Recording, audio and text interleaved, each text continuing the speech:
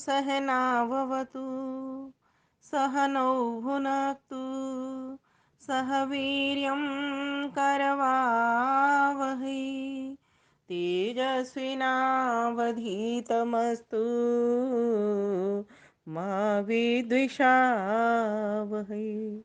ओम शांति शांति शांति।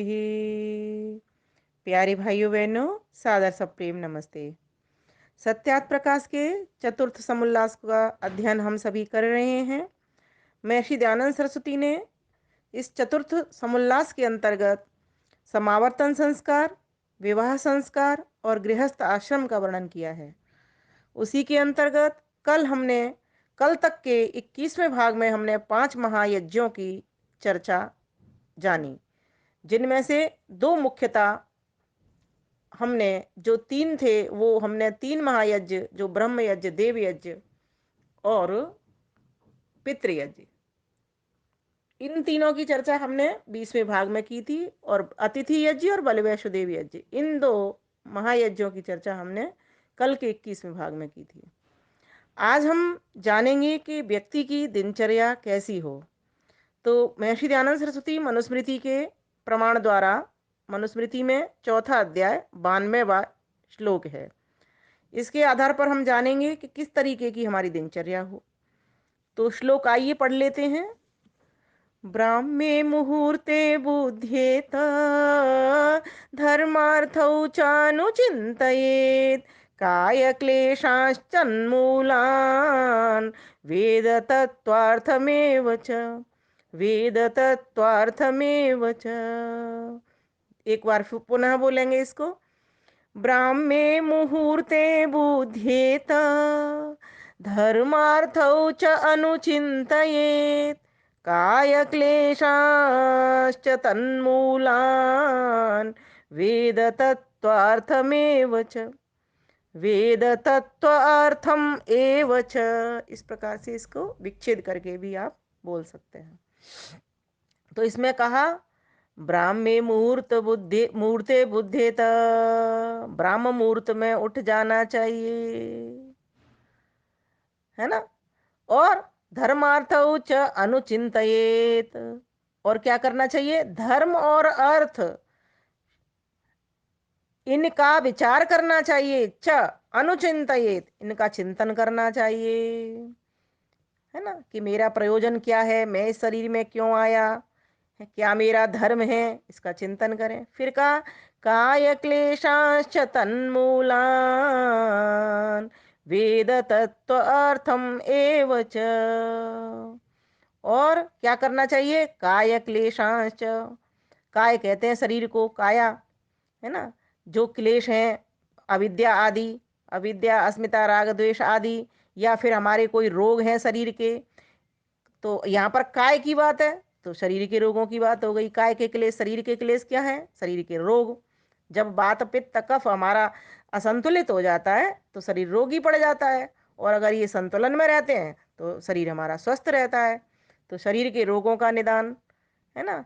फिर क्या कहा, और परमात्मा का ध्यान करे, कभी अधर्म का आचरण न करे। तो महर्षि दयानंद सरस्वती लिखते हैं, चौथे प्रहर अथवा 4 घड़ी रात से उठे, है ना, 4 घड़ी क्या मतलब 4 बजे आवश्यक कार्य करके धर्म और अर्थ, शरीर के रोगों का निदान और परमात्मा का ध्यान करे। उठे, सबसे पहले अपने मुंह को, हाथ पैर धोए, धो करके अपने बिस्तर को फटकार के, और जहां भी बैठते हैं या बिस्तर पे बैठते हैं, और अच्छा तो यही होगा अलग से आसन पे बैठे तो दोबारा इंसान नहीं सो पाएगा, और अगर नहीं किसी तरह से हिसाब बनता तो उस बेड को ही ठीक करके रजाई वगैरह फोल्ड करके रख दें और वहीं पर आप बैठ सकते हैं। तो परमात्मा का ध्यान करें। और ये जो सुबह सुबह का जो समय होता है ना, जहाँ पर कोई शोरगुल नहीं है, सिर्फ एक परमात्मा ही है जो शांत स्वरूप है, सुख कर है, आनंद का दाता है, ज्ञान बल विज्ञान से भरने वाला है, वो समय ऐसा है वास्तव में व्यक्ति एकाग्र चित्र हो सकता है।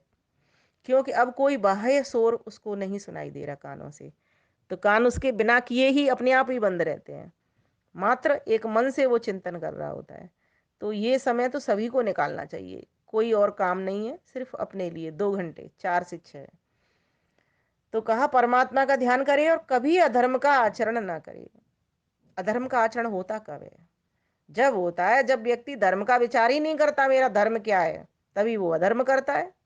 जब वो पहले ही चिंतन में ये ले आएगा कि मेरा ये जो जन्म हुआ है वो क्यों हुआ है, किस लिए हुआ है, क्या किसी पर अत्याचार करने के लिए हुआ है, अन्याय करने के लिए हुआ है, किसी को कष्ट परेशान करने के लिए हुआ है, या मेरा सुख प्राप्त करने के लिए और कराने के लिए हुआ है।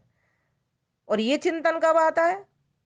जब आप 4 बजे उठोगे, जब उस परमात्मा की समीपता को ग्रहण करोगे, तो परमात्मा से मिलने वाला ये जो चिंतन है वो आपके भीतर आएगा। और परमात्मा तो धार्मिक है, धर्म कर रहा है, वो तो एक भी अधर्म नहीं करता। परमात्मा तो सुख स्वरूप है, एक भी दुख नहीं देता।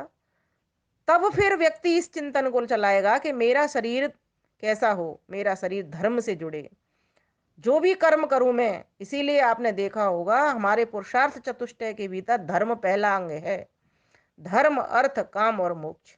तो दिनचर्या को जो व्यक्ति व्यवस्थित करेगा और करने के लिए प्रातः काल में उठेगा, धर्म अर्थ का विचार करेगा, शरीरों को रोगों को दूर करने के लिए पुरुषार्थ करेगा और परमात्मा का ध्यान करेगा, और ये संकल्प लेगा कि मैं कभी भी अधर्म का, पाप का आचरण नहीं करूंगा, तो फिर क्या होगा? वो जिस भी क्षेत्र में पैर रखेगा वो सफल होता चला जाएगा। असफल ही वो तब होता है जब वो अधर्म करता है, पाप करता है। तो आगे का देखते हैं, मनुस्मृति का श्लोक क्या कहता है। चौथे अध्याय का 172वां श्लोक है। ना धर्मश्चरितो लोके सद्यः फलति गौरिव शनैरावर्तमानस्तु कर्तुर्मूलानि कृन्तति कर्तुर्मूलानि कृन्तति। ओ एक बार और। ना धर्मश्चरितो लोके सद्यः फलति गौरिव शनैरावर्तमानस्तु कर्तुर्मूलानि कृन्तति कर्तुर्मूलानि कृन्तति। क्या अर्थ हुआ इसका? न अधर्म चरितो, क्या हुआ? अधर्म निष्फल कभी नहीं होता, परंतु जिस समय अधर्म करता है उसी समय फल भी नहीं होता। व्यक्ति जब चोरी कर रहा होता है उस वक्त उसको फल मिलता है क्या? कर लेता है, उसके बाद उसको दंड मिलता है। बहुत कम होता है व्यक्ति जो चोरी करते हुए पकड़ा जाता है ना। या कोई भी बुरा कर्म कर रहा है, चलो चोर को तो फिर भी रंगे हाथों भी पकड़ जाता है कई बार, लेकिन हम सभी कर रहे हैं जो काम ऐसा जो गलत है ना, और कर ही इसीलिए रहे हैं क्योंकि उसका संग ही संग दंड नहीं मिल रहा। अगर हमें साथ ही साथ उसका परिणाम पता चल जाता तो फिर हम ये कर्म करते ही नहीं। तो यहाँ यही बताया गया, किया हुआ अधर्म निष्फल कभी नहीं होता, परंतु जिस समय अधर्म करता है उसी समय फल भी नहीं होता। इसीलिए अज्ञानी लोग अधर्म आचरण से नहीं डरते, है ना। और जो ज्ञानी लोग होते हैं वो कभी भी अधर्म आचरण नहीं करते, परंतु निश्चय जानना चाहिए कि वह अधर्म आचरण धीरे धीरे सुख के मूलों को काटता हुआ चला जाता है। इसीलिए हमको क्या करना चाहिए? धर्म का ही आचरण करना चाहिए। तो आचरण व्यक्ति तभी तो करते करेगा जब पहले श्लोक को ध्यान देगा कि मुझे ये शरीर क्यों मिला? धर्म करने के लिए मिला, है ना, अपने प्रयोजन को सिद्ध करने के लिए मिला, वैसी ही कामनाएं उठाने के लिए मिला जिससे मुझे परमानंद प्राप्त हो सके। तो जब उसको ये चिंतन की समझ होगी तो वो कभी अधर्म करेगा नहीं। इसीलिए अधर्म आचरण तो सुखों के मूलों को काटने वाला, इसको भूल करके भी व्यक्ति न करे। इसीलिए महर्षि दयानंद सरस्वती ने दूसरा श्लोक भी साथ साथ लगा दिया इसके, क्योंकि जो अज्ञानी होते हैं वो अधर्म आचरण से नहीं डरते, और जो ज्ञानी होते हैं वे अधर्म आचरण कभी करते नहीं, है ना। इसीलिए और कोई ये सोचे कि फटाफट किसी चीज का फल मिलता है तो वो मिलता नहीं।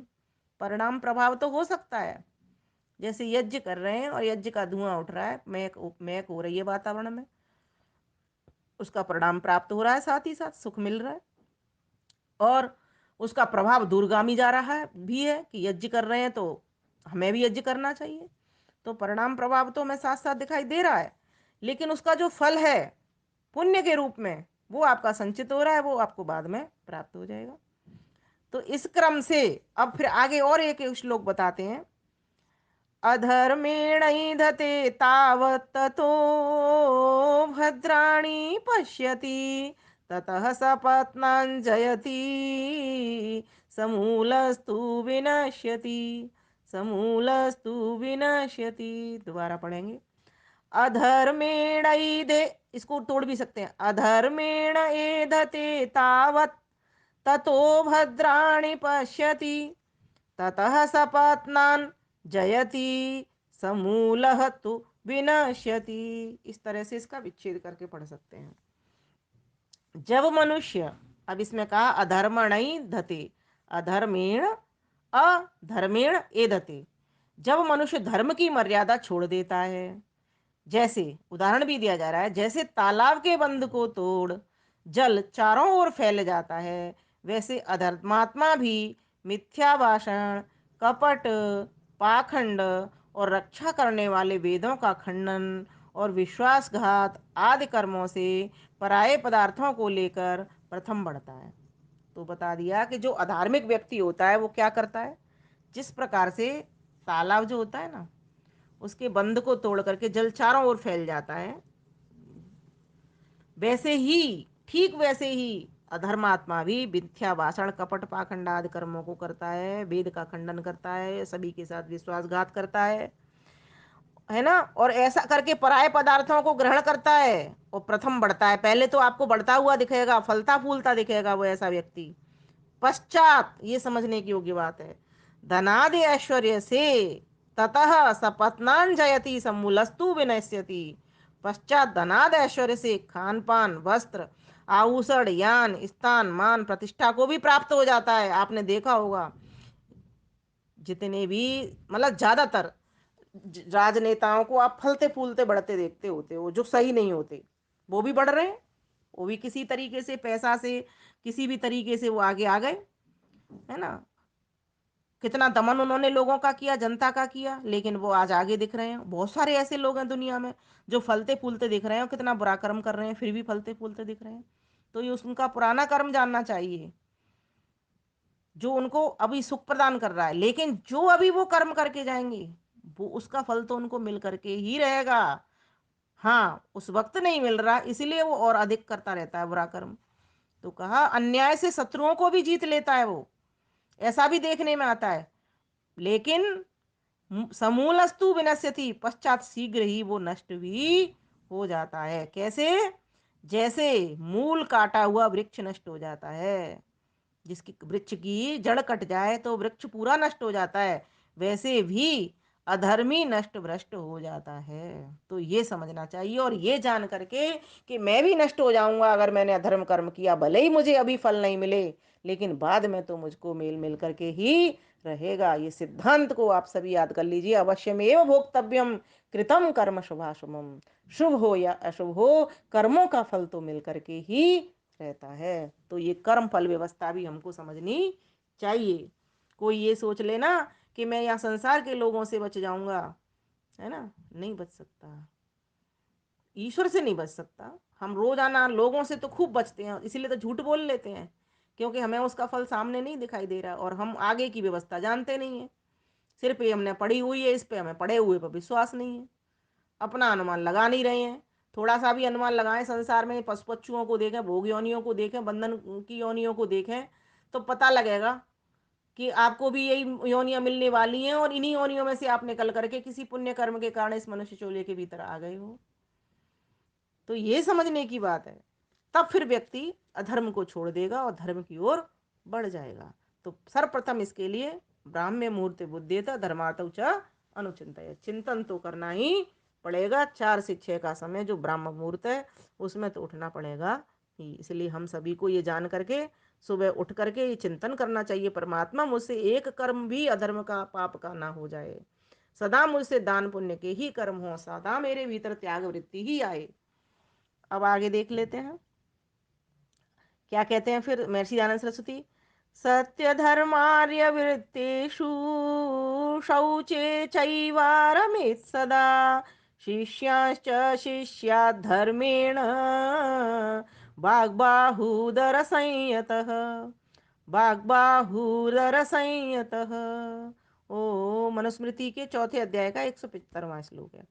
इसमें कह रहे हैं वेदोक्त सत्य धर्म और पक्षपात रहित होकर सत्य का ग्रहण और असत्य के परित्याग न्याय रूपी वेदोक्त धर्म आदि आर्य अर्थात उत्तम पुरुषों के गुण कर्म स्वभाव और पवित्रता ही में सदा रमण करे। वाणी बाहु उदर आदि अंगों का संयम और धर्म में चलाता हुआ धर्म से शिष्यों को शिक्षा किया करे। तो यहाँ यही बताया गया है कि एक व्यक्ति जो ज्ञानी और धर्मात्मा है उसका आचरण क्या हो। तो कहा सत्य धर्मार्य वृत्तिषु, क्या करे वो, वेदोक्त जो वेद के भीतर बातें बताई गई, क्या क्या, सत्य धर्म की बात है, अर्थात पक्षपात रहित होकर सत्य का ग्रहण करना। और महर्षि दयानंद सरस्वती का तो नियम भी है ना, सत्य का ग्रहण और असत्य का त्याग करने में सर्वदा उद्यत रहना चाहिए। तो सत्य का ग्रहण और असत्य का त्याग, है ना, बिल्कुल न्याय, जो जो न्याय कहता है वैसा ही हमको आचरण करना है। और न्याय कौन बताता है हमको, वेद बताता है ना। वेदोक्त जो धर्म है, क्या बताया वेद में, न्यायकारी बनो, किसी की भी हिंसा मत करो, अहिंसक बनो, सत्य बोलो, है ना, अस्तेय का पूरा पालन करो, कहीं किसी की चोरी मत करो, अपरिग्रह से रहो, किसी का दूसरे अनावश्यक वस्तुओं का संग्रह मत करो, है ना, न मन में करो, न वाणी में से करो, और न व्यवहार से करो किसी भी तरीके से, है ना, ब्रह्मचर्य पूर्वक अपना जीवन चलाओ। तो ये जो है ये न्याय है। और अगर कोई इसके विपरीत चलता है तो वो अन्याय कहलाता है। अर्थात वो लिखते भी हैं कि उत्तम पुरुषों के गुण कर्म स्वभाव और पवित्रता ही में सदा रमण किया करें। तो जो विद्वान बनता है, ज्ञानी बनता है, धार्मिक बनता है, वो वैसे ही लोगों की संगति भी करता है, विद्वान जनों की संगति भी करता है। तो तभी वो विद्वान भी कहलाता है, नहीं तो विद्वान भी नहीं है। सिर्फ फिर सभी कहेंगे कि कोरा बोलता ही है, इसका तो मन वाणी और कर्म अलग अलग है। जबकि क्या कहा गया है, महात्मा कौन होता है, मनस एकम वचस एकम कर्मन एकम महात्मना। और दुरात्मा कौन होता है, मनस अन्यत वचस अन्यत कर्मन अन्यत दुरात्मना। तो इस प्रकार से यहाँ पर बता दिया कि जो विद्वान व्यक्ति होता है वो कैसा होता है, वो हमेशा न्याय युक्त कर्म करता है, जो वेद ने कहा है वेद की ही वाणी को मानता है, सत्य को ही ग्रहण करता है, असत्य को छोड़ देता है, और सदा सज्जन लोगों की ही संगति करता है, उन्हीं के गुण कर्म स्वभावों को वर्णन करता है, ईश्वर की सन्निधि को प्राप्त करता है, और सदा शुचिता में ही जीवन जीता है, रमण करता है। और अपने जितने भी वाणी भुजाएं और उदर पेट आदि अंगों का जो संयम है, अर्थात उस पर नियंत्रण करना उसको आ जाता है, और अपने पूरे तन मन धन को धर्म में ही चलाता हुआ और धर्म के ही द्वारा अपने आचरण से शिक्षा देता हुआ, है ना, शिष्यों को भी शिक्षा करता है। तो ऐसा किया करे, महर्षि दयानंद सरस्वती कह रहे हैं, तब तुम विद्वान और धार्मिक ऐसे होंगे। अर्थात वो ये बताया जा रहे हैं कि एक व्यक्ति, कुशल व्यक्ति, योग्य व्यक्ति, धार्मिक व्यक्ति, विद्वान व्यक्ति, ज्ञानी व्यक्ति कौन होता है, कैसे कैसे वो जब चलता है तो अपनी दिनचर्या को वो अपनी को व्यवस्थित करता है, अपने शरीर को वो व्यवस्थित करता है, तभी वो कहला पाता है, अन्यथा तो अधार्मिक ही वो हो जाता है। तो धर्म को समझने के लिए सुबह उठना पड़ेगा, धर्म का चिंतन करना पड़ेगा, और अपने जीवन को उसी तरीके से संयम में चलाते हुए अपने लिए ही उन्नति से संतुष्ट नहीं रहना होगा, सबकी उन्नति में अपनी उन्नति समझनी होगी। अब अगली बार के भाग में जो हमारा 23वां भाग जाएगा उसमें आगे के कुछ श्लोकों को खोला जाएगा। तो हम आज के लिए इतना ही रखते हैं, क्योंकि फिर वीडियो बढ़ाना हो जाए, इसीलिए आप इन श्लोकों को याद भी करें, है ना। इनमें से कोई एक दो जो आपको बहुत अच्छा लगता है उसको याद कर लीजिए, चलिए। और मैं तो आपको कहूँगी सारे याद कर लीजिए, क्योंकि मेरी खुद ही इच्छा होती है। और अपने बच्चों के साथ, बच्चों को लेकर के इनको याद करिए, तो बच्चों में भी संस्कार जाएंगे इस चीज़ के, उन्हें समझ आ जाएगी कि अधर्म कितना बुरा होता है। और ये भी समझ आ जाएगी, कई बार ये प्रश्न भी उठा करता है ना कि जो अधार्मिक होता है वो तो बड़ा फलता फूलता दिखाई देता है ना, उसका सभी सम्मान कर रहे होते हैं, लेकिन हमने कभी जीवन में बुरा कर्म नहीं किया, हमेशा सबका अच्छा सोचा, भला सोचा, आज तक हमको किसी ने सम्मानित नहीं किया। तो ध्यान देना, ये सम्मान अपमान तो इस संसार की चीजें हैं। परमात्मा से जिस व्यक्ति को सम्मान मिल जाता है ना, उसको ना तो सम्मान की इच्छा रहती है ना, और ना इच्छा अपनी तो रहती नहीं है, चाहे भले ही फिर दुनिया उसका सम्मान करे या ना करे। और फिर दुनिया भी करेगी, ऐसी बात नहीं है, जो अच्छा व्यक्ति होता है उसका सम्मान उसको मिलता ही मिलता है, लेकिन सम्मान के लिए कोई अच्छा कर्म नहीं करना अच्छे कर्म से आपको सम्मान मिल जाए तो वो एक अच्छी बात है। तो अगर जिनको यहाँ पे भी सम्मान नहीं मिल पाता तो ईश्वर उनका सम्मान करता है। ईश्वर किसी का रखता नहीं, या ध्यान रखना। अच्छे को अच्छा, बुरे को बुरा वो देता ही देता है। तो यह जान करके हम कभी भी इस बात की ये तुलना ना करें कि वो व्यक्ति तो बिल्कुल अच्छा नहीं करता, हवन नहीं करता, दान नहीं करता, पुण्य करता, फिर भी फल फूल रहा है। तो समझ लें उसके पुराने ऐसे कर्म थे, उनका फल भोग रहा है। और आज जो कर जाएगा वो उसको मिल करके ही रहेगा, क्योंकि कर्म फल व्यवस्था यही बताती है कि कोई भी कर्म निष्फल नहीं होता, हर कर्म का फल मिलता ही मिलता है, अच्छे का अच्छा और बुरे का बुरा। तो इस बात को जान करके अधर्म को छोड़ करके धर्म की ओर प्रवृत्त होना चाहिए। महर्षि दयानंद सरस्वती ने हमको बताया कि धर्म क्या है। वेदोक्त कर्म ही हमारा सबका धर्म है। जिस आश्रम का, जिस वर्ण का जो व्यक्ति होता है, उसको उसी प्रकार से अपना धर्म जान करके आचरण करना चाहिए। कुछ सामान्य धर्म होते हैं, कुछ विशेष धर्म होते हैं। अब आगे की चर्चा अगली बार की जाएगी। आपके लिए धन्यवाद। वीडियो को खूब साझा करें, लाइक करें, कमेंट करें, जिससे अन्यों को भी प्रेरणा मिल करके अन्यों का भी जीवन सुधर सके, संवर सके, सज सके, महक सके। आप सभी का धन्यवाद। नमस्ते।